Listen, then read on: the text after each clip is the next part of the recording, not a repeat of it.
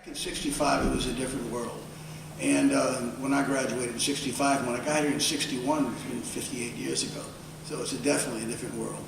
And my dad said, when I got out in the 8th grade, he said, "You're going to go to Corriese next year." I said, "Corriese? What's that?" He said, "It's a high school." I said, "Okay." He said, "Larry, you're going to love Corriese." I said, "Really? Why?"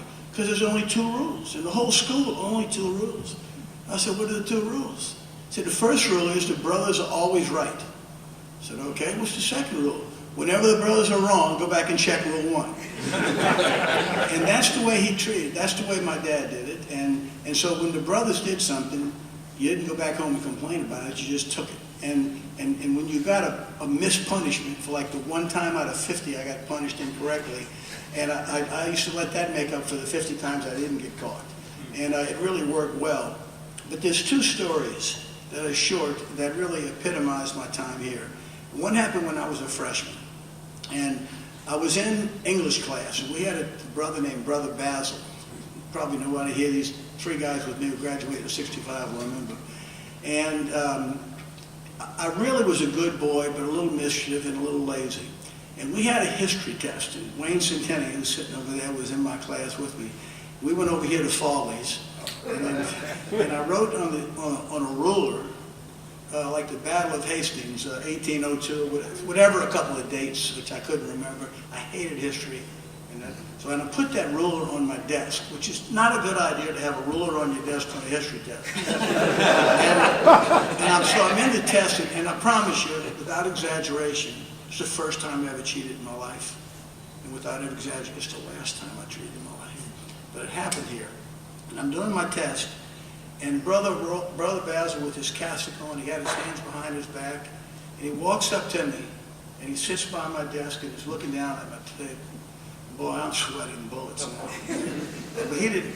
And then he picks up that ruler, one of the wooden rulers that we used to use, and turns it over. It took about 30 minutes, it felt like, to read it. And he put it back down on my desk and he said, "Larry, I'm so disappointed." And he walked off and never said a word about it, ever, to this day, because he's been dead a long time.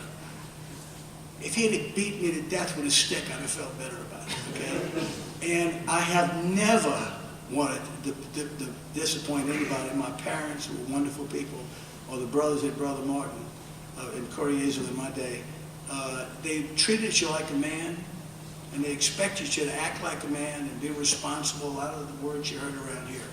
One more quick story, and I know I'm taking too much time, but this is critically important. In the senior year, we had Brother Nicholas, and I don't know how many of you people know Brother Nicholas. The first day of class, Brother Nicholas comes in, and everybody, with all the teachers in the senior year, were introducing themselves. I'm in a different class. And Brother Nicholas walks in, he don't say a word, he's wearing a cassock, you know, he reaches into his pocket and pulls out chalk and draws a triangle on the board, A, B, C. Sine equals the opposite over the adjacent, the cosine equals the... Hypotenuse. Puts the 6 trigonometric functions in.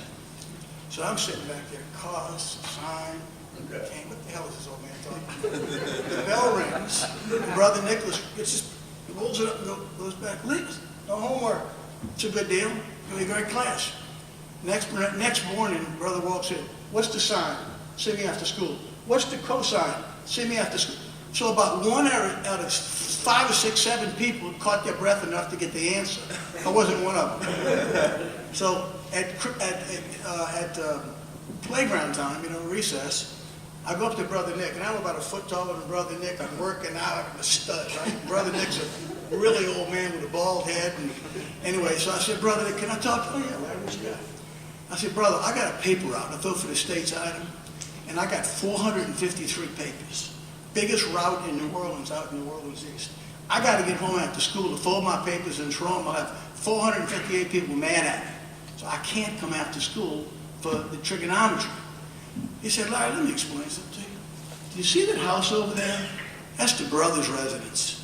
He said, "I live there." And he says, "You know, like, I don't like TV. I watch a little bit, not much. I listen to the radio quite a bit. But you know, in my whole life, I don't have a family. You know what my mission in my whole life is?" I said, "No, brother. What is it?" "To teach you trigonometry." I said, "Really?" He said, "Larry, but you got 2 choices. You can learn trigonometry during school, or you can learn trigonometry after school, and by the way, I don't care about your paper route.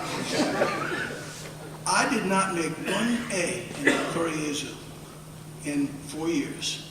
I did not, wait, I did. I made one A in Koryezu in 4 years. In college, 4 years of college, I'm a civil engineer. I got thrown out of engineering school a couple of times, but I just persisted my way through. My GPA was a couple of points lower than yours. Took one of my C's and turned it into a D, and I'll graduate from LSU. But I had one A. Trigonometry. Okay? And I could do an identity problem for you right now, and I guess you could. But let me tell you where that story leads to. And I mean this with all sincerity. And I told this to Brother Nicholas before he died. And he was proud of that, and I'm proud of him. He came to my house a lot of times. If there's no Brother Nick, if there's no Koryezu, if there's no Brother Martin, there's no Gibbs Construction.